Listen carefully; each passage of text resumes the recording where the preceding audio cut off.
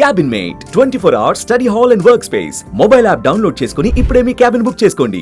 నమస్తే, నేను విజయ్. ఆపరేషన్ సింధూర్ తర్వాత పాకిస్తాన్ ఇప్పుడు ఇండియా మీద ఎలాంటి ప్రతీకార చర్యకు దిగబోతుంది? దాదాపుగా పాకిస్తాన్లో మిలిటెంట్స్ టెర్రరిస్టులు దాదాపు 100 మంది వరకు చనిపోయారనేటువంటి సమాచారం వస్తుంది. ఇప్పుడు పాకిస్తాన్ ఏం చేయబోతుంది? తెలుగు రాష్ట్రాలకి ఏదన్నా ప్రమాదం ఉండే అవకాశం ఉందా? ఎస్, వీటి గురించి డిస్కస్ చేద్దాం. మనతో పాటున్నారు రిటైర్డ్ ఆర్మీ ఆఫీసర్, అలాగే సీనియర్ ఆఫీసర్ కల్నల్ వివి రావు గారు మనతో పాటు. సార్ నమస్తే. సార్, మొత్తం అందరూ కూడా పాకిస్తాన్ సైలెంట్గా ఉండదు, పాకిస్తాన్ ఇప్పటికే టెర్రరిస్టుల్ని ప్రేరేపిస్తున్నారు, మన వైపు పంపిస్తున్నారు, వరుసగా అటాక్స్ చేపిస్తూనే ఉన్నారు. అలాంటిది మనం వాళ్ళ భూభాగంలో దాదాపు 9 చోట్ల బ్లాస్ట్ చేసాం. అలాంటి పాకిస్తాన్ సైలెంట్గా ఉంటుందా? దొంగ దెబ్బ తీస్తే మన తెలుగు రాష్ట్రాలకి ఏమన్నా ఇంపాక్ట్ ఉండే అవకాశం ఉంటుందా? మనం కేవలం టెర్రరిస్ట్ ఇన్ఫ్రాస్ట్రక్చర్ని అటాక్ చేసాం. దానివల్ల ఏంటంటే ఐడియల్గా అయితే సైలెంట్గా ఉండడం ఉభయ దేశాలకి కూడా మంచిది, ప్రపంచానికి కూడా మంచిది. మిగతా ఇష్యూస్ అన్నీ ద్వైపాక్షికంగా రిజల్యూషన్ చేసుకోవచ్చు. కానీ అది కనిపించట్లేదు ప్రస్తుతానికి. కానీ మనం ఇంకా లాంగ్ రూప్, భారతదేశం ఇంకా లాంగ్ రూప్ ఇస్తానే ఉంది. ఫేజ్ 1 అన్నారు కానీ దీన్ని ఫేజ్ 2 అన్నది ఇంకా ఏమీ మొదలెట్లు పెట్టలేదు. మనం పాకిస్తాన్ రియాక్ట్ అవుతుందన్న దాన్ని బట్టి మన ఫేజ్ 2 ఉంటుంది. ఇప్పుడు మనం ఒక తెలుగు యూనియన్ అంటే మనం ముఖ్యంగా దేశంలో ఎక్కువ ప్రాంతాలు బార్డర్కి ఆనుకోనటువంటి రాష్ట్రాలు ఇంపాక్ట్ అయ్యే అవకాశం ఉంది. ఆ తర్వాత అంటే మనం రీసెంట్గా మాక్ డ్రిల్స్లో కూడా చూస్తే ప్రయారిటీ 1, 2, 3, 4 చెప్పారు. 1, 2, 3, 4లో థర్డ్ ప్లేస్లో మన హైదరాబాద్ ఉంది. హైదరాబాద్లో చాలా చోట్ల కూడా డ్రిల్స్ చేశారు. అలాగే తెలుగు రాష్ట్రాల్లో అటు తెలంగాణ కానీ ఆంధ్రప్రదేశ్ కానీ ఏదన్నా అటువైపు నుంచి టార్గెట్ చేసే అవకాశాలు ఎంతవరకు ఉండొచ్చు? ఉన్నాయండి. ఎందుకంటే హైదరాబాద్ కీలకమైన ప్రదేశం. ఆర్డినెన్స్ ఫ్యాక్టరీస్ ఉన్నాయి మెదక్లో, అలాగే డిఆర్డిఓ ఎస్టాబ్లిష్మెంట్స్ ఉన్నాయి. సో హైదరాబాద్ ఆ విధంగా ఇంపార్టెంట్ అవుతుంది. అలా కూడా కాకుండా అది IT known city, IT capital Bengaluru అనుకున్నా కానీ దాని తర్వాత దాదాపు హైదరాబాదే అనుకోవాలి. ఈ విధంగా హైదరాబాద్ ఇంపార్టెంట్ అవుతుంది. నెక్స్ట్ అంటారా వైజాగ్. ఒకసారి మ్యాప్లో చూపించే ప్రయత్నం చేస్తారా? ఇప్పుడు మనకి పాకిస్తాన్ ప్లేస్ ఇక్కడ ఉంది, గ్రీన్ కలర్లో కనిపిస్తుంది కదా, ఈ ప్లేస్ ఉంది. సో ఇక్కడ నుంచి మన హైదరాబాద్ కానీ లేదంటే ఆంధ్రప్రదేశ్ కానీ చాలా దూరం ఉంటుంది. కానీ సాధ్యం అవుతుందా? ఇప్పుడు పాకిస్తాన్ ఈ ప్రాంతంలో ఉన్నప్పుడు ఇక్కడ మనకి తెలుగు రాష్ట్రాలు ఇక్కడ ఉన్నాయి. ఎయిర్ క్రాఫ్ట్ రావచ్చు, టెక్నికల్లీ ఎయిర్ క్రాఫ్ట్ రావచ్చు, మిసైల్స్ రావచ్చు. ఈ మిసైల్స్ సముద్ర తీరం నుంచి కూడా రావచ్చు. ఇంకా ఏంటంటే వాళ్ళకున్న స్లీపర్ సెల్స్, తర్వాత వాళ్ళకున్న ఆర్గనైజేషన్స్ వాడి లోకల్గా అటాక్ చేయొచ్చు. ఒక 5-6 ఏదైనా ఇన్స్టాలేషన్లో దూరి ఎయిర్ ఫోర్స్ స్టేషన్ పఠాన్కోట్లో చేసినట్టుగా చేయొచ్చు. అది కూడా ఉంది. ఆ విధంగా ఛాన్సెస్ ఎక్కువ.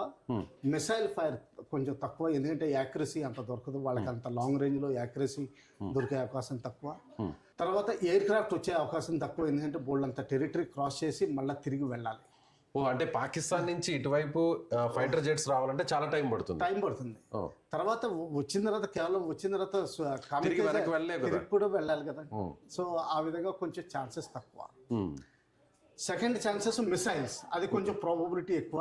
ఎందుకంటే వన్స్ ఫైర్ చేసిన తర్వాత ఇక్కడ ల్యాండ్ అయ్యే అవకాశాలు ఉన్నాయి. అంటే అంత టార్గెటెడ్గా ఉన్నటువంటి లొకేషన్స్ మన తెలుగు స్టేట్స్లో ఏమున్నాయంటారు? హైదరాబాద్, బేసికలీ హైదరాబాద్, వైజాగ్, దాని తర్వాత కొంతవరకు కాకినాడ, ఎక్కడైతే యాంఫిబియస్ ఎక్సర్సైజెస్ ఇవన్నీ చేస్తామో మన నేవీ. హోప్ ఐలాండ్ అని ఉంది కాకినాడ బయట, కాకినాడ అక్కడ ఎక్కువ ఎక్సర్సైజులు చేస్తాం. ఓకే. అలాగే అలాగే కాకుండా మన స్టేట్లో ఉన్న ఇంకా విఎస్విపిస్ అనుకుంటే ఇస్రో ఎస్టాబ్లిష్మెంట్స్ ఉన్నాయి. ఇస్రో, అవును. ఇప్పటికే మనం ప్రపంచ దేశాలన్నీ కూడా ఆశ్చర్యపడేలా మనం అక్కడి నుంచి రాకెట్స్ లాంచ్ చేస్తున్నాం. సో ఇటీవల ఉంది 18వ తారీఖున కూడా ఒక శాటిలైట్ కూడా కేవలం డిఫెన్స్ సంబంధించినటువంటి డిఫెన్స్ శాటిలైట్ కూడా లాంచ్ చేస్తున్నాం. సో ఇప్పుడు ఇస్రోని కూడా ఒకవేళ టార్గెట్ చేసే ఛాన్స్ ఉంది. ఓకే. ఏదైనా సరే అంటే ప్రపంచ దేశాలకి తెలియజేయాలి కాబట్టి ఇస్రో అయితే చాలా డ్యామేజ్ చేసాం, మీ క్యాపబిలిటీస్ డ్యామేజ్ చేసాం అన్నది కూడా చూపించుకోవాలి. ఇప్పుడు ఇస్రో అంటే ఇక్కడ ఉంటుంది సార్, మనకి చెన్నైకి దగ్గర అనుకోండి. ఈ ప్రాంతానికి పాకిస్తాన్కి చాలా దూరం ఉంటుంది. ఎలా సాధ్యం ఉంటుంది? చెప్తున్నాను కదండి, మామూలుగా ఏంటంటే లోకల్గా స్లీపర్ సెల్స్ ఉంటారు, వాళ్ళ ద్వారా ఏదైనా చేయించవచ్చు. సీ ద్వారా ఏదైనా చేయించవచ్చు. సీ ద్వారా అయితే ఏంటంటే స్మాల్ ఆర్మ్స్ తీసుకురావాలి, బాంబ్ చేయడానికి అయ్యే అవకాశాలు తక్కువ. సో ఆ స్లీపర్ సెల్స్ని టెర్రరిస్టులని వాడి చేయొచ్చు. ఓకే, అంటే ఎక్కువ శాతం పాకిస్తాన్ గగనతలమైనా లేదంటే భూభాగం సాధ్యం కాదు.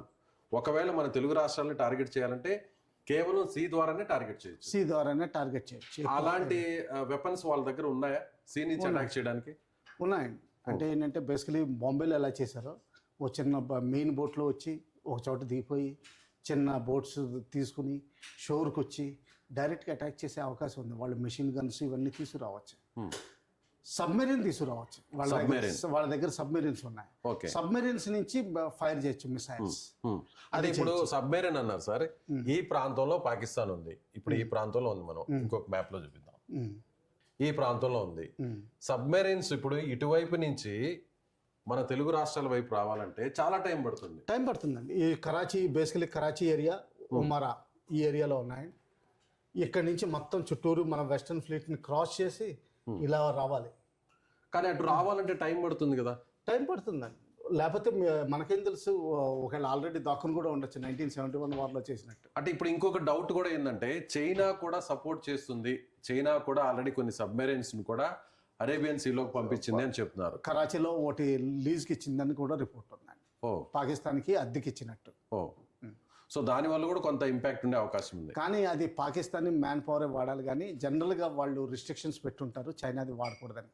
ఒకవేళ సింక్ అయింది అనుకోండి, లేకపోతే మనం క్యాప్చర్ చేసామనుకోండి, వాళ్ళ టెక్నాలజీ అంతా రివీల్ అయిపోతుంది. ఒకవేళ వాళ్ళు అటాక్ చేయడానికి వచ్చినా కూడా దాన్ని మనం ఆపడానికి ఆ శక్తి సామర్థ్యాలు అయితే మన వైపు ఉన్నాయి. అటు సీ నుంచి చేసినా కూడా, లేదంటే ఎయిర్ స్పేస్ నుంచి చేసినా, ల్యాండ్ నుంచి చేసినా అంత ఈజీ అయితే కాదు. ఒకవేళ పాకిస్తాన్ మన వైపు ఉన్నటువంటి ప్రాంతం మీద అటాక్ చేయాలనుకుంటే దాన్ని వెంటనే నిరోధించేటువంటి టెక్నాలజీ మన దగ్గర ఉంది. మన దగ్గర ఉందండి. ఇప్పుడు సీలో అయితే ఎలా అటాక్ చేయొచ్చు, మనం అడ్డుకోవచ్చు? సీలో అయితే అండి మన కోస్ట్ గార్డ్ ఉంది. కోస్ట్ గార్డ్ వాళ్ళకి షిప్స్ ఉన్నాయి, అలాగే పెట్రోలియం బోట్స్ ఉంటాయి వాళ్ళ దగ్గర. తర్వాత వాళ్ళ దగ్గర గన్స్ అవి కూడా ఉంటాయి. ఏ మాత్రం సిగ్నేచర్స్, ఎలక్ట్రానిక్ సిగ్నేచర్ దొరికినా, ఇటువంటి అనుమానాస్పదమైనది లేకపోతే ఎటువంటి సస్పిషియస్ బోట్ దొరికినా వాళ్ళు వెంటనే సెట్ చేసి దాన్ని హాల్ట్ చేసి సెట్ చేసి అప్పుడు కానీ వదలరు. అవసరమైతే వాళ్ళకి అరెస్ట్ పవర్స్ కూడా ఉన్నాయి. వాళ్ళు అంతకుముందు చాలా చేశారు. ఒకప్పుడు ఆపరేషన్ స్వాన్ అని కూడా నడిపారు. ప్రస్తుతానికి ఉందో లేదో నాకు తెలియదు, కానీ వాళ్ళు వాళ్ళ ఓన్ డ్రిల్స్ ఉంటాయి.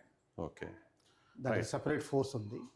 ఇంకా మెయిన్ ఏంటంటే మనం భయపడాల్సింది ఏంటంటే ఈ 0.5 ఉన్న ఫోర్స్ ఉంది చూసారా, అంటే ఉన్న స్లీపర్ సెల్స్, టెర్రరిస్టులు వచ్చి ఏదైనా చేయొచ్చు. అది మెయిన్ ఇంపాక్ట్ ఉంటుంది. సో డైరెక్ట్గా కంటే కూడా ఇండైరెక్ట్గా అటాక్ చేసే అవకాశాలు ఎక్కువగా ఉంటాయి. సో వాటిని అడ్డుకునేటువంటి శక్తి సామర్థ్యాలు కూడా మన వైపు ఉన్నాయి. కానీ ఏంటంటే అటాకర్ కాబట్టి అలాంటి చాయిస్ ఎక్కువ ఉంటుంది. మనకి చాయిస్ సెలెక్ట్ చేసుకోవాల్సి ఉంటుంది, అది కష్టం అవుతుంది. సో అందుకని చెప్పి మనుషులందరూ జాగ్రత్తగా ఉండాలి, అబ్జర్వ్ చేస్తూ ఉండాలి, రిపోర్టింగ్ చేస్తూ ఉండాలి, కమ్యూనికేషన్స్ ఓపెన్గా పెట్టుకోవాలి. ఇది చేయాల్సిన అవసరం ప్రతి పౌరుడికి దూరంలో ఉన్నా కానీ ఉందండి. సో ఫైనల్గా మీరేం చెప్తారు? సివిలియన్స్ అందరికి కూడా, ఇండియాలో ఉండే వాళ్ళందరూ కూడా ఎలా అలర్ట్గా ఉండాలి? ఆల్రెడీ గవర్నమెంట్ ఆఫ్ ఇండియా కూడా మాక్ డ్రిల్స్ని కండక్ట్ చేసింది. ఎలా వెంటనే అలర్ట్గా ఉండాలి, వెంటనే సేఫ్ ప్లేస్కి వెళ్ళాలనే దాని మీద కూడా డ్రిల్స్ చేసింది. మీరేం చెప్తారు as a senior army officer? Main అందరూ అబ్జర్వెంట్గా ఉండాలండి. ఏ మాత్రం తెలిసినా చేయాలి. ఇంకా లోకల్ డ్రిల్స్ అంటారా, అవి ఎలాగ ట్రైనింగ్ అవుతారు. ఈ మాత్రం జాగ్రత్తగా ఉండాలని. అలాగే ఇంకోటి చూడాల్సింది ఏంటంటే స్పిరిచువల్ ప్లేసెస్. ఎందుకంటే హిందూ ముస్లిం మతానికి డివైడ్ తీసుకురావాలని చూస్తున్నారు. మనకి కొన్ని మెయిన్ వరల్డ్ ఫేమస్ అంటే వరల్డ్ టాప్ స్పిరిచువల్ సెంటర్స్ ఉన్నాయి మన ఆంధ్రాలోను తెలంగాణలో కూడా. వాటిలో కూడా అటాక్ చేయొచ్చు. ఎందుకంటే అది ఇమ్మీడియట్ రియాక్షన్ వస్తుంది. కొండ మీద నుంచి కిందకి బస్సులు దిగాలంటేనే ట్రాఫిక్ జామ్స్ కింద అయిపోతాయి. ఇదంతా ప్యానిక్ క్రియేట్ చేస్తుంది. తర్వాత ఏదో అయిపోయిందని చెప్పి రూమర్స్ ఎక్కువ స్టార్ట్ అవుతాయి. ఈ రూమర్స్ నమ్మకూడదు, ఓన్లీ అఫీషియల్ ఇన్ఫర్మేషన్ నమ్మాలి. మనకు నమ్మదగ్గకపోయినా కానీ అటువంటి వాటిని బిలీవ్ చేయాలి. తర్వాత ఏంటంటే ప్యానిక్ అవ్వకూడదు ఏది జరిగినా కానీ. ఇది చేయాల్సిన తర్వాత జాగ్రత్త అది ఎక్కువ చేయాలండి. Okay right sir, thank you. So ఇది senior retired army officer colonel Vivirao గారు చెప్తున్నట్టుగా ఖచ్చితంగా పాకిస్తాన్ అయితే మాత్రం దొంగ దెబ్బ తీయడానికి మాత్రం సర్వసన్నద్ధంగా ఉంటుంది. దాన్ని ఎదుర్కోవడానికి కూడా మన ఇండియన్ ఆర్మీ అన్ని రకాలుగా చాలా ప్రిపేర్డ్గా ఉందని ఆయన చెప్తున్నారు. అయితే ముఖ్యంగా సివిలియన్స్ అందరూ కూడా అలర్ట్గా ఉండాలి. ఎలాంటి ప్రమాదం వచ్చినా, ఏదైనా అనుమానం వచ్చినా కూడా ఇమీడియట్గా ఫోర్సెస్కి చెప్పాలి. స్థానికంగా ఉన్నటువంటి పోలీసుకు కూడా ఇన్ఫర్మేషన్ ఇవ్వాలని ఆయన చెప్తున్నారు. Thank you so much.